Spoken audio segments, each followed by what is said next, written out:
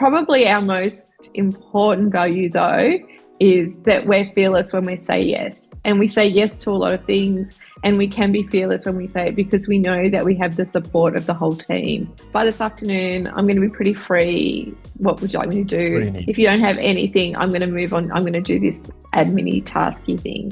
Like that to me is gold.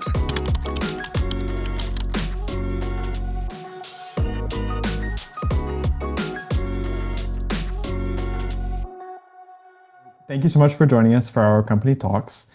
Really nice to chat with you. Today I'm chatting with Victoria Connors, who is the co-founder and executive producer of ETB, based in Melbourne, Australia. And I'm going to leave it over to you, Victoria, to actually give a proper self-introduction about who you are and about ETB itself. Great, fantastic. Well, lovely to be here, Ben.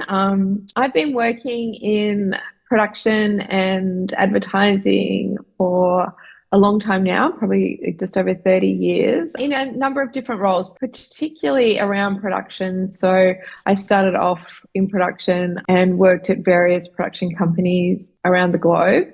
Then as head of production for McCann in Melbourne, Australia. And I've also owned my own production company and marketing company. So pretty experienced and have seen a lot of change in the industry, which seems to never stop changing at the moment. So currently I am the owner of ETB. We are an asset-first marketing agency. So we cover the whole spectrum of skills, I suppose, from strategy, creative. We have a large social component, and of course, at the core of everything is production. So we really try to work with our clients in terms of what assets we know they're going to need, ongoing, so that it's not just the creative idea. Production, strategy, creative are all talking together all the time so that we're making the most of budgets, but we're also using those assets in a really creative and strategic way.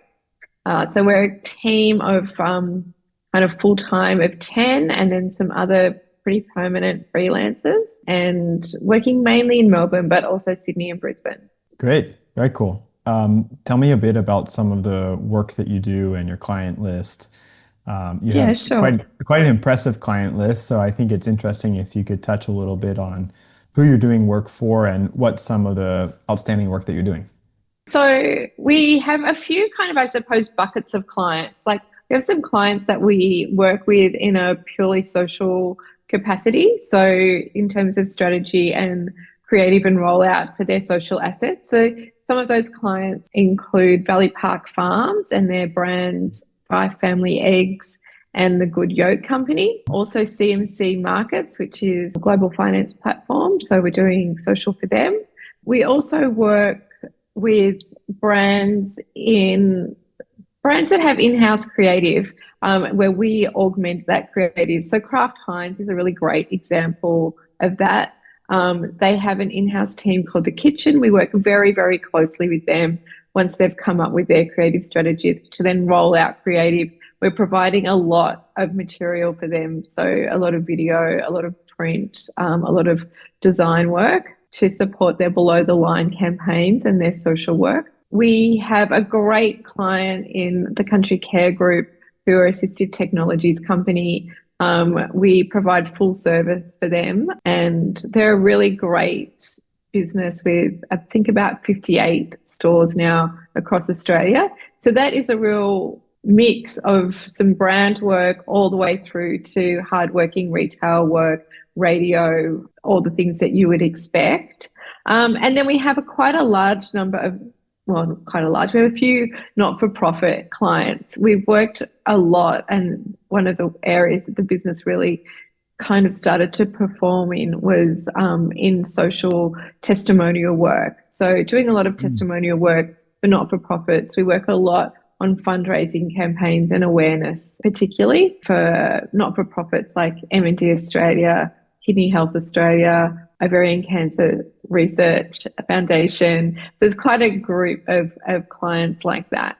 Interesting. So you have quite a lot of different types of clients that you're working with, and I think it's cool that you get to see so much about different types of brands.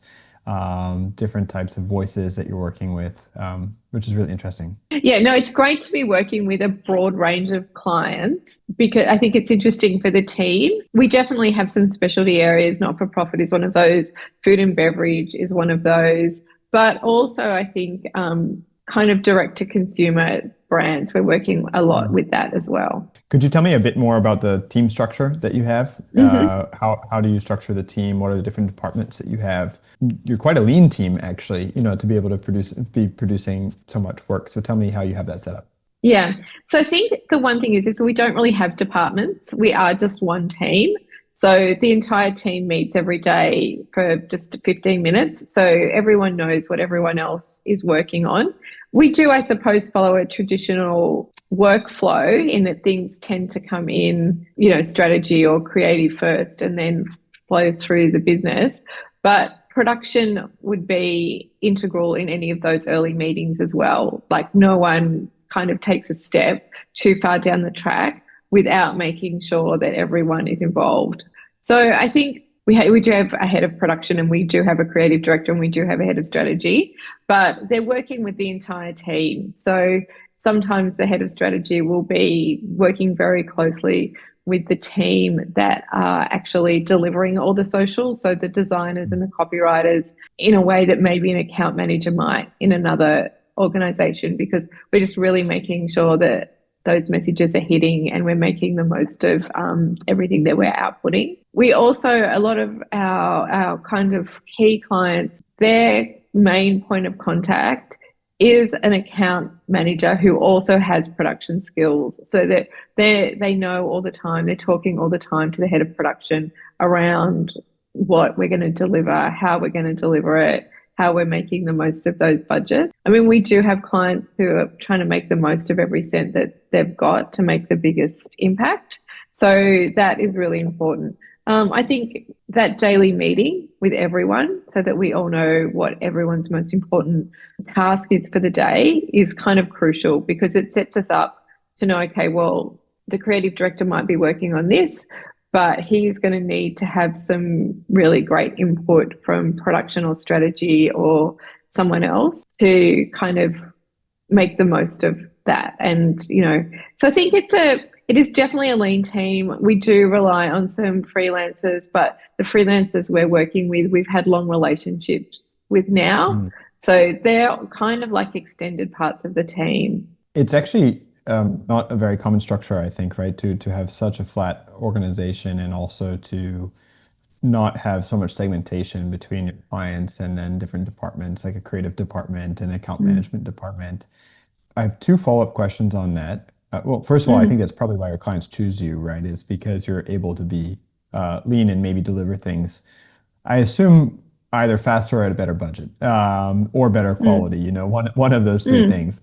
But how do you, number one is how do you structure the team in terms of reporting structure? I'm curious. If there aren't departments, is everybody reporting to you? And how do you find the talent, that is able to work really independently? What do you look for in talent? Because I assume that there's a lot of independence if a team is structured that way. What do you look for to find great talent that can be self-driven and be independent in their achievements?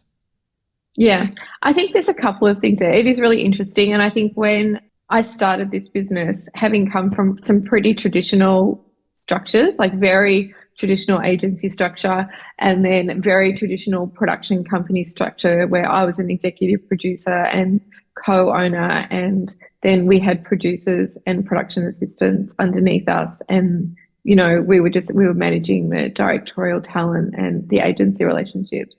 When I started this business initially 6 years ago, we kind of were in that traditional production model, but looking to also provide creative and be able to work in a content space. And it became pretty apparent that the world is changing and people needed more than just a content video sometimes.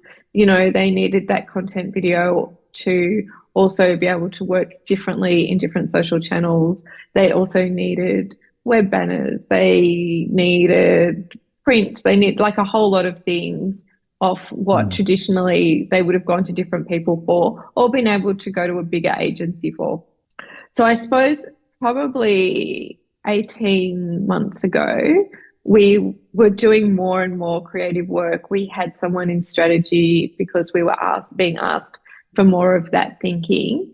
And we had to take a moment to look at what our structure was and how we could grow successfully while still really maintaining high quality creative and high quality output. I think those things are fundamental. Like, there's no point producing anything that is not as good as it possibly can be because it's not going to work for your client anyway. So, like, we maintaining that creative, like, high standard and the production high standard and the output high standard is kind of integral.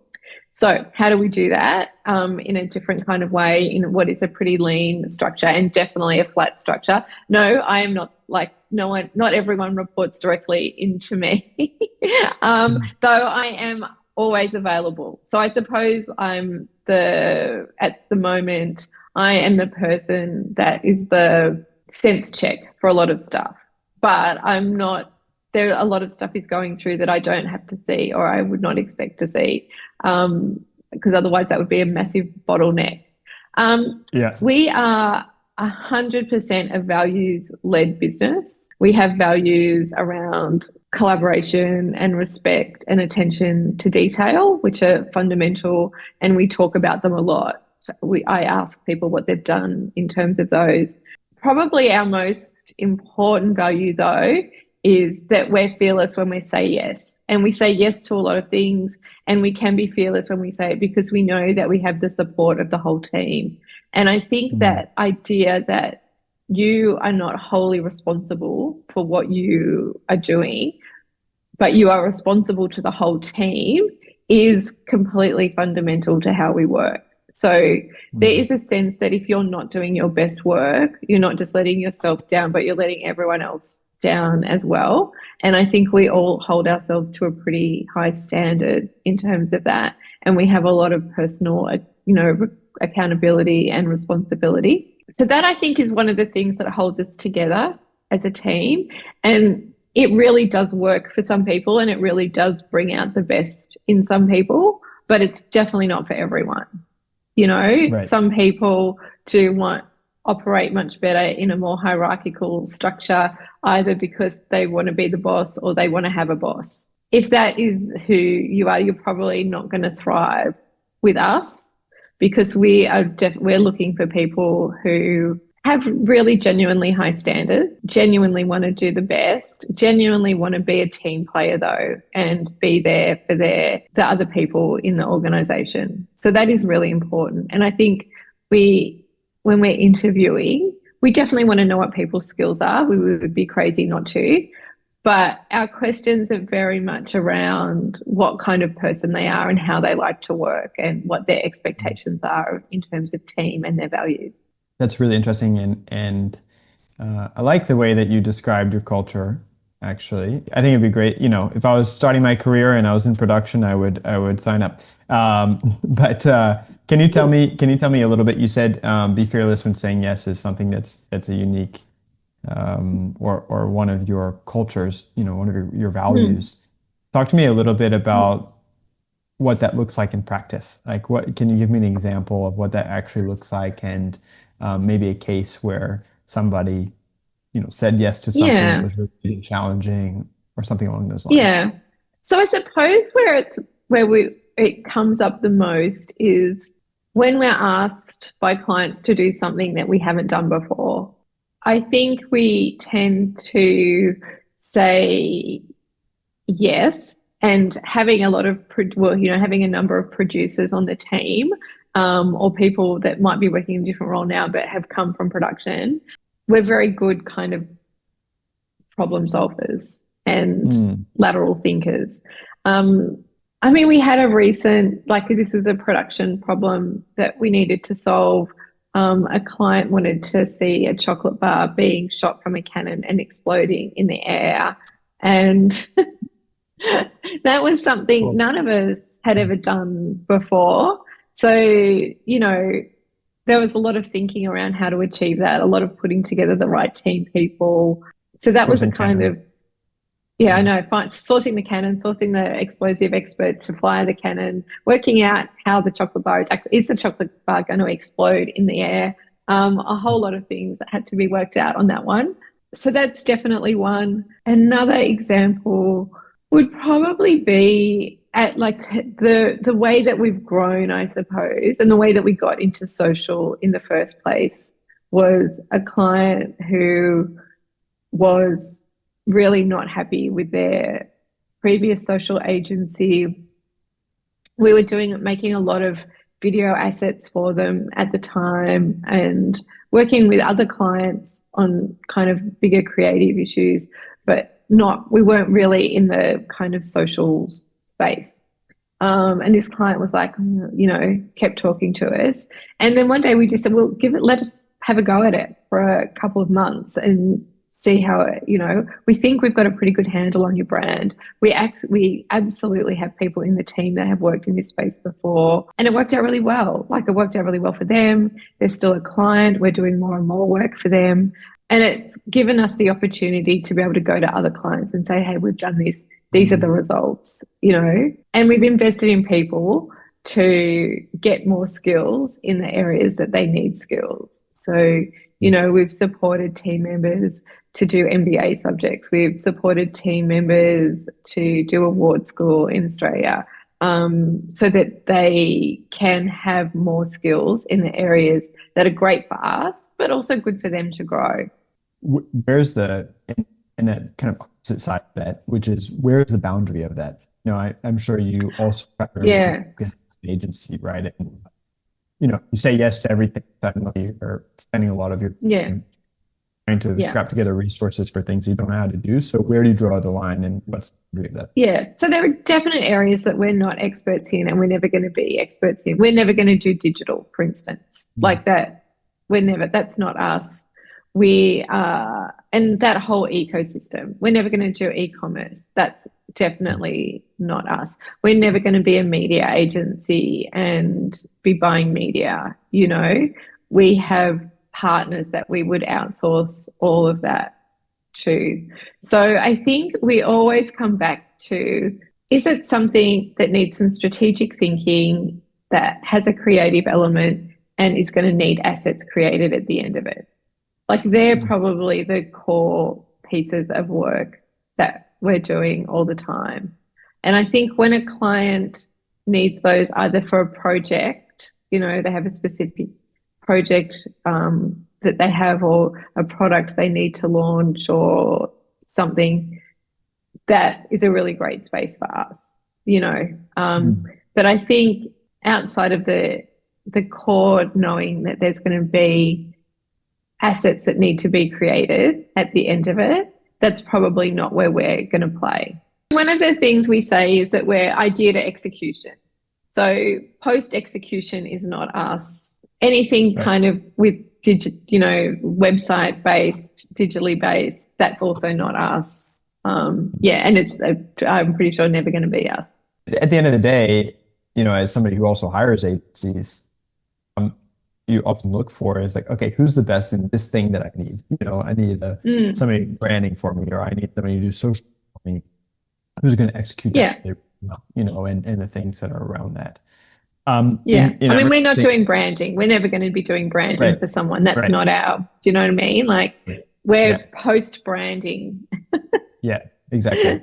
So focusing just on the production, right, of a lot of content. Yeah, I think so. You mentioned that in our pre-interview questionnaire, you mentioned that you prefer work that's timeless, that had that's not so trendy. Can you talk a little bit about that, and how you think about concepts for your clients, and also how you produce concepts for clients that are winning in terms of their strategy? Talk a little bit about all that you have as an agency and a production. So I think there's a couple of things to that. I think we we really think that there's a place for brand and there's a place for more tactical work. So, we're always looking at the long and the short of whatever a client needs. I think one of the things that we really have been able to do with a couple of our core clients is look for opportunities to create material that they don't have to recycle every 6 or 12 months. So, for instance, Country Care Group is a good example of that. They have a lot of core products that have been quite similar for a few years. And, there will be small updates, but not massive updates to these products. They might be lift chairs or mobility scooters or wheelchairs or, a whole range of those kind of products. So we tend to put reasonable resources into shooting high quality video and stills assets of that a couple of times a year for different groups of products. And then we're using that material all year across all the kinds of things that they need. High concept brand tends to be a little bit different and it would have some pretty specific messaging. But once we've got those assets, we've already shot them thinking about all the ways we're going to roll them out for the next 6 to 12 months so that they are usable assets. Five Family Eggs is another one. The Five Family have a number of farms. Once a year, we would go to a couple of farms, capture heaps of material that we can then use for the next 12 months. So those kinds of things I think are really useful to clients. I think another example of something which is slightly different is our work with Planet Fitness. So Planet Fitness are a gym chain who have come to Australia in the last 5 years. So we've been working with them for 3 years now, doing their TV campaigns. And we're always looking, they tend to do 2 campaigns a year, but we're looking at making sure that those campaigns have as much longevity as possible. So, thinking about the creative from the get-go in terms of what really, like everyone would. I don't think we're definitely not Robinson Crusoe here, but, making sure that we're ticking off all the key things. But for some of them, looking back over what's been really successful and making sure that we're including those features and benefits as well. I mean, they're a good example of really how we've grown with a client in terms of their making sure that we're getting the most out of their budget. Like we have a lot of confidence now when we're writing creative for them about what they're going to like, what the US part of the business is going to like, and how we make the most of shooting in their environments. We're pretty familiar with how the gyms look and feel now. There's a lot more bang for buck being able to shoot, obviously, in the gym, make the most of the gym, how that all works is kind of part of the DNA now of the creative process. So I'd love to dive a little bit into team, but also kind of leaning towards the junior end. Obviously, with what we're placing interns, within creative companies, I want to kind of like and go into those areas about talent, what makes talent really successful, what you look for, and dive a bit more into that. Can you tell me first of all that when you're looking for junior team members to join your team, whether that's freelance or full time, what are some things that you really look for or that really stand out to you in terms of when you're first exploring that talent? So obviously it's a pretty competitive industry. Like a lot of people want to be in production, a lot of people want to be in advertising. And I think you need to be aware of that going in. It's tough to get in. It is competitive. The things I'm looking for more than anything are enthusiasm. Like a sense that I feel like you really want this and you are going to work hard to get it. Examples of, I think, kind of thinking on your feet, I think I don't generally, people who have just gone to school and done nothing but school, I think I am like, you've never had a part-time job, you've never done a little short film on your own, you've never shown any kind of real passion or desire for something outside of school. That is sometimes a concern to me.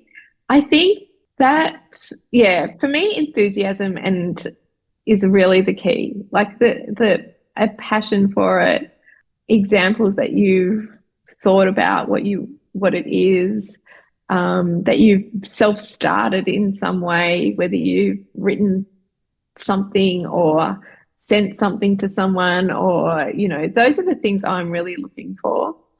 I always tell the juniors that the best way to stay around is to make yourself indispensable, you know, Mm. like be available for everyone on the team, offer to help everyone on the team. If you see something that hasn't been done, just ask someone if you can do it or go and do it. I mean, recently, someone who's working for us, I know this sounds so crazy, but they brought the garbage bin in and it was like, well, do you know what I mean? Like 5 of us had walked past that garbage bin on our way into the office and none of us brought it in. And she just went out and got it. And like, it was like our head of production said, oh my God, I'm so pleased to see that garbage bin. Like they're tiny little things that make a big difference to the business. If everyone who is more senior than you is really busy, there is no reason for you not to be busy. You can always find something to do that will help them. So I think that is really important. The other thing I look for, or the other thing that I notice when it doesn't happen, I suppose, is when people are not great at managing up. And I think I was this person too. I just went and did the task and presumed everyone knew that I'd done the task. But everyone is busy doing their own thing. And then all of a sudden they go at 5:30, oh my God, did that person actually do that for me? So I think that communication as part of a team is really crucial. So not being afraid to ask what you can do to help or have a suggestion, but also really letting people know what you've done, not in a skidey, oh, I'm so great kind of way, but just so that they know that they can tick that task off their list as well. So they're probably the key things that I look for initially is that enthusiasm. And then when someone's part of a team, are they really trying to make themselves indispensable to the other people in the team? It's much harder if you're a junior or an intern to be let go if people think, oh my God, now they're doing all these things for me, all their days are full, as opposed to the people that kind of come in and they just sit there and they're nervous about asking questions. Like we're big on questions, ask lots of questions, seem engaged. Yeah, you said a lot of good things there, and I want to kind of reinforce some of those and also explain a little some of those for those, who are maybe watching this and don't really know those details. So I'm going to work backwards, which is that you talked about managing up. And this is something I kind of way in my career was the idea that you actually have 3 ways of managing. You have managing up to your managers, how you communicate to your managers, how you make sure that you're making yourself indispensable. You have managing sideways to your workers, right? Like how you actually relate to the other team members who don't work above you or under you. And then you have managing down, which if you're a supervisor or a manager, it's about being able to delegate tasks well and ensure that things are getting done and creating a good environment. And managing up is probably the fastest way to make a good career for yourself because it makes your boss's job easier instead of harder. And you help take things off their plate and also communicate all the things that have been done. It's so much easier to move up. They want to move you up. They feel like enthusiastic about I really want to keep this person around, especially if you're also maintaining those relationships among coworkers so that they also approve of those moves, right? And I think that's often too why in kind of big corporate world, you'll have somebody who's not a great manager, quote unquote, like moving up because they may not manage down well, but they sure as hell manage up well, and so 100%. We've all seen that. Yeah. 100%. So that's really interesting that you mentioned. And you also talked about somebody bringing a trash can in. And I think that I think a lot back to, because my career started out in hospitality, and I think a lot back to the fact that in hospitality, especially high-end hospitality, you know, a guest only has so many touch points with you. Like you're gonna Mm, see them at the door, you're gonna see them, you're gonna talk to them maybe 4 times, you're gonna give the bill, and they're gonna leave. And so mm, every touch point you have with them is really, really important in mm, how you interact with them, in the things that they notice of you, and communicate with them. And so they become, those little moments become, you know, very important in terms of their weight, and how you spend mm, the time. And so I think similarly, you being the client, your boss being the client, or your boss thinking of it in that way, and doing any little thing around the office, even if it's like picking up a broom and sweeping the office when you have nothing to do, just so people see it, mm, they're mm, gonna be like, oh, what is going on here? Like this person is doing mm, something really cool. mm. People notice that stuff, and it wins They a really lot notice of that points. stuff.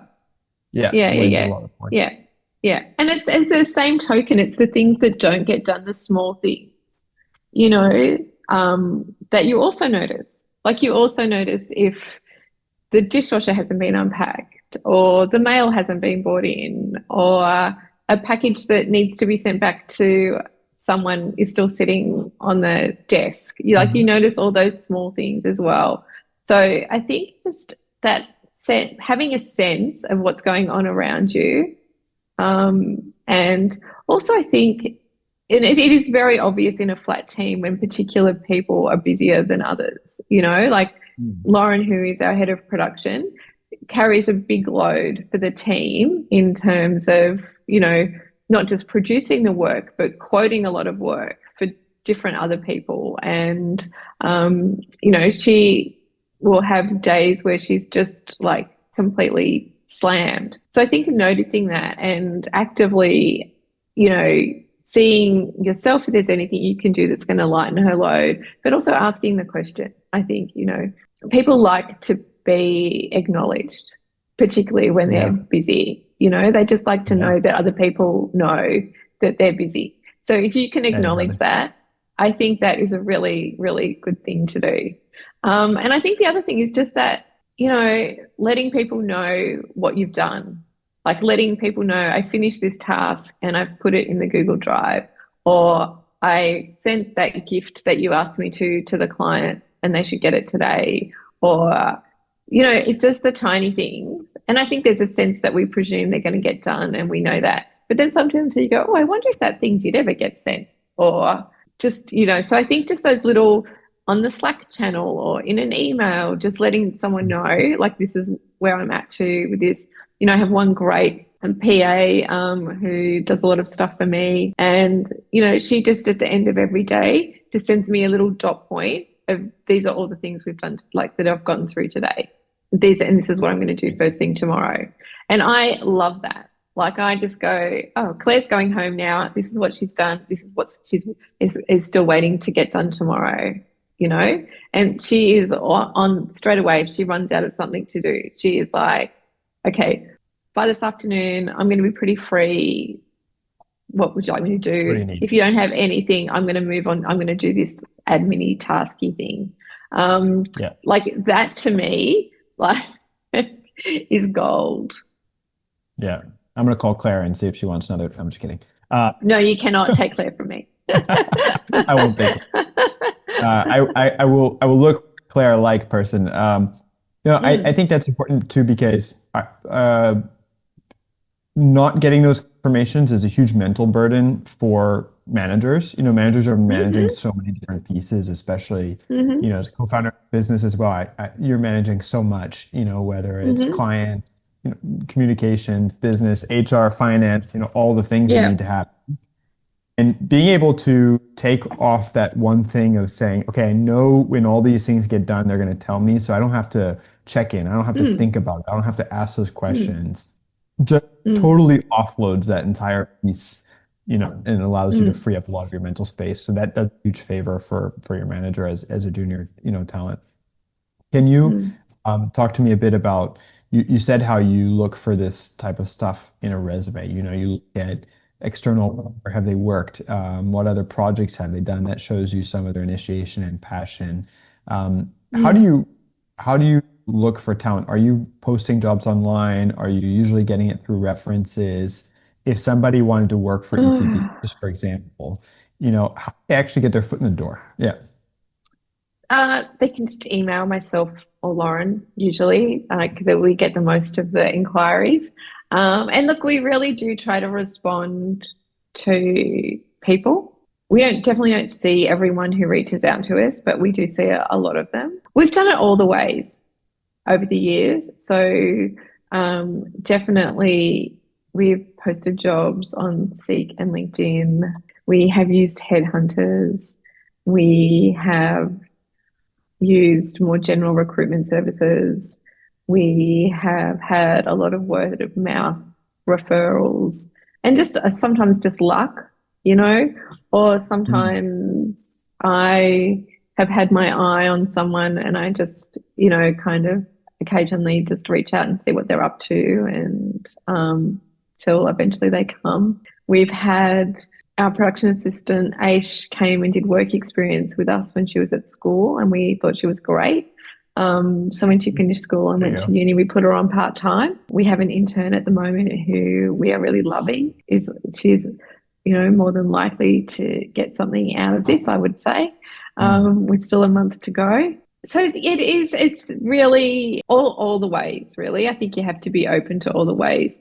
I think more, and for the more senior roles, we're definitely leaning into recruitment companies that specialize in the creative industries. I think that has worked out really well for us in one particular role. And I think the conversations we're having currently about another role, I think that is probably the best way to fill them. I think as a small business with not masses of resources, the putting it up yourself on LinkedIn or Seek is massively time consuming. I don't always feel like I do a very good job of it. It's hard to manage everyone. It's hard to make sure that you've gotten back to everyone. So I think in those senses, I find that probably the time I'm spending, I would be better off to spend money on someone who actually does it really well and is going to give Yeah. me half a dozen really great candidates to look at who fit the Mm. bill. Too easy to apply on LinkedIn is the problem, right? I mean, it's Oh, it's like you click apply, and so you get for us, I'll put a posting for 3 days, and I've got 250 people, I and know. it's such a mixed bag. It's like, are these I people really know. applying for our job, or is LinkedIn pushing us some talent? And it really makes it hard to find, it feels like finding a needle in a haystack. It's like I agree. which one Yeah. of these is the good talent? When Yeah. you get to the interview stage, when you do get someone to an interview, what are especially for this applies to everybody, but particularly for junior roles, particularly for interns or Hmm. entry level roles, Hmm. what are some of the things that for you when you feel or hear or see in an interview like this is the right person for us? And what are some of the things that are big turnoff for you that you're like, I don't know about this person anymore as soon as, those are the things and it may not be that clean and clear, but tell No. me some of the Look, things there and are. pitfalls that you fall into. Yeah. I think we'll start with the negative, shall we? The things that put me off straight away is when I say, have you got any questions? And the first question they ask is, can they work from home? Like, Yeah. I just, I mean, we do have a flexible workplace and people do work, like it's a mixed bag on how often people are in the office for sure. But if that is the first thing that you are interested about, I'm probably not that interested in you. Mm. It says other character. Yeah. Yeah, it is very much a me first response, I think, if that is the first thing that you're thinking about. And I don't think you can survive in any workplace if you are only concerned about yourself. Like Yeah. work is a team sport, you know, advertising, production, they're team sports. No one can do it on their own. So I think that is important. Things that I really like. I like people that have done some research about the business and have specific questions around what we do, around the work. I think that shows good initiative. And I'm not saying they need to have, watched every piece of work we've ever done, but to have some specific things they have seen that resonates with them, or that they have questions about how we did or what the process was. I really, really like that. I tend to ask quite a few values-led questions, like, about how they would operate in a certain environment, or, if something happened. And I really prefer it when those are actual, real experiences that people have had, and when they don't try to be perfect. Like, you know, none of us are perfect. We've all made mistakes. I think one of my, like, it's a cliche, but people still do say it. When you say, if someone could criticize you, what would they say? And they say, oh, I work too hard, or, I'm a I have too perfectionist or much. something. It's I'm a like, yeah, perfectionist. Like, that is, yeah. like, I For work me hard. too, I would that's a never big say red that. flag because I'm like, no, give me something tangible here. Like, don't tell me that your Yeah. criticism is that you're perfect. That's Yeah, not I true. know. Like, that's not true. That's Tell 100% me true. something that In that case, I would say your imperfection is that you have no insight into yourself. So, like, that's yeah. just like those kind of rote answers I don't like. I don't care if people are a little bit, unpolished, or like, that doesn't bother me. I would prefer them to be real and genuine. And I think, I talked about it at length before. I do want to see that they enthusiastically want to be part of the business. Like, for me, Right. that is really important. Like, that is the key thing. If I think that if I have to work hard to convince you to be part of the team, then you're probably not part of the team. Like, there are Yeah. 100 other people that would really love this job. Yeah.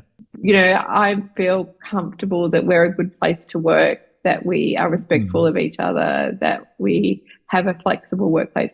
But if I have to convince you of all those things and how great it is, then I'm probably not going to be so thrilled. So that enthusiasm piece is key. I do read people's resumes. If I'm, like, at the interview stage, I'm looking at people's resumes, I'm looking at people's socials, I'm looking at people's LinkedIn. I am trying to get a sense of interest in creativity, that interest in making things, that interest in being part of a team. Like, they're the things that I'm kind of looking for, Mm. and that can manifest itself in all sorts of ways. So sometimes it's like they've had a part-time job in a bookshop and they really loved it, and they want to, sometimes it is they've been in all the school plays. Mm. Sometimes, it's they have volunteered on these short films, or they've gone out with their iPhone and they've made some stuff,